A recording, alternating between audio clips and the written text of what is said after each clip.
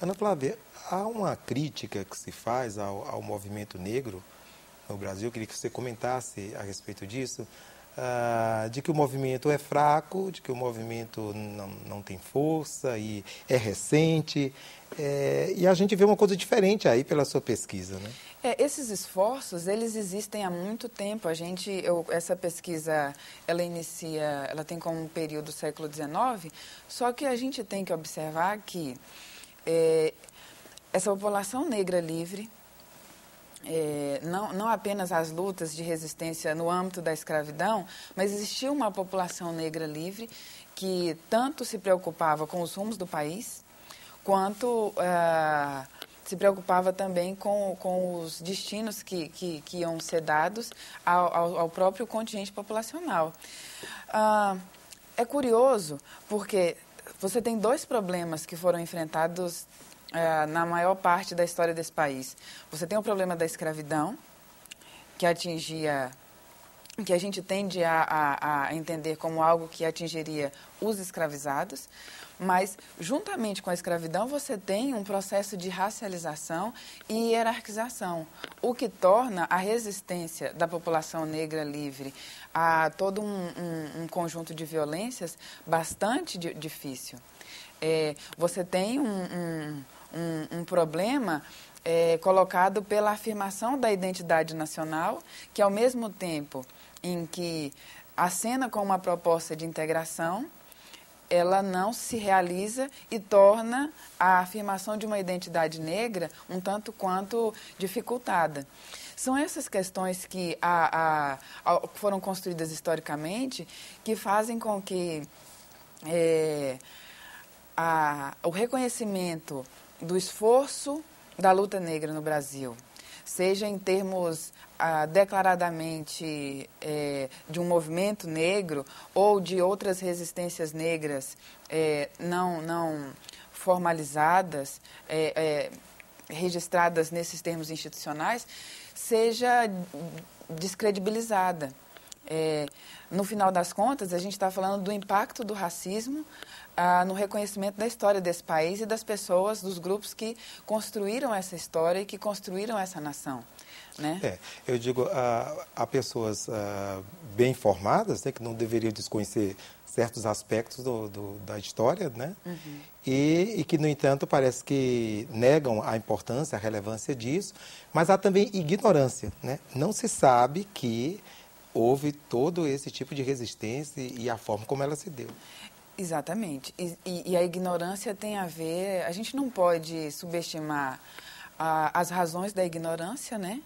Mas é justamente porque a ignorância por si só e também uma espécie de má vontade em reconhecer esse passado, essas duas questões elas não são o suficiente para inviabilizar esforços como os registrados nesse livro, em outras pesquisas mais. Hoje em dia, com toda tranquilidade, a gente pode dizer que existem pesquisas sérias, interessadas nessas questões, mas o que falta é a divulgação, porque elas estão sendo feitas e muito bem feitas, né? Você trouxe também alguns exemplares de jornais, não só do que foi objeto da sua pesquisa, como de coisas mais recentes. Você gostaria de comentar sobre eles? Olha, porque... A minha pesquisa ela tem um interesse no século XIX justamente pelo impacto que houve, o impacto causado pela imprensa negra ao longo do século XX e XXI. Normalmente se fala do início da imprensa negra com os jornais de São Paulo do início do século XX e esse jornal aqui ele é o que normalmente é dito como o inicial, que é o Menelik, né? De 1900, ele é fundado em 1915, esse número aqui é de 1916. Uhum. E vários outros jornais da Frente Negra também. A Frente Negra é dos anos 30. Exatamente. Você tem jornais da imprensa negra paulista da década de 20, 30, 40.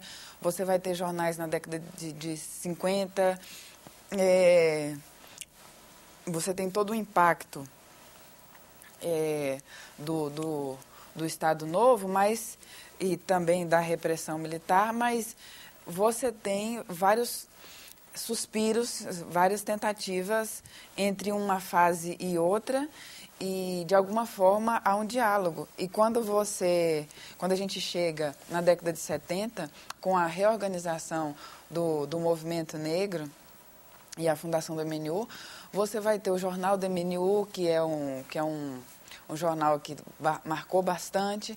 Você tem, até no contexto do Distrito Federal, você vai ter um jornal chamado Raça e Classe, editado pelo Edson Cardoso, que é um ativista histórico do movimento negro, que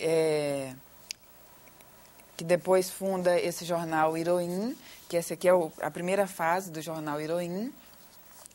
E agora, já no século XXI, é uma experiência que começa no final da década de 1990, né? Mas que, como é algo comum nessa imprensa negra, que não recebe financiamento e que normalmente ela é distribuição gratuita, não há uma dinâmica de autossustentabilidade ainda, é um grande desafio para a imprensa negra ainda, mas você tem a retomada do Iroim em 2004, tendo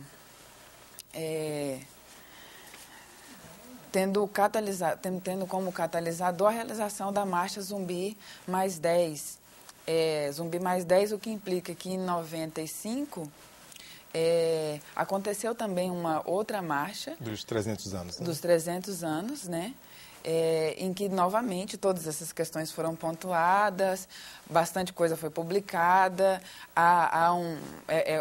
quando marca uma das conquistas, que é a instabilização do mito da democracia racial no Brasil. Uhum.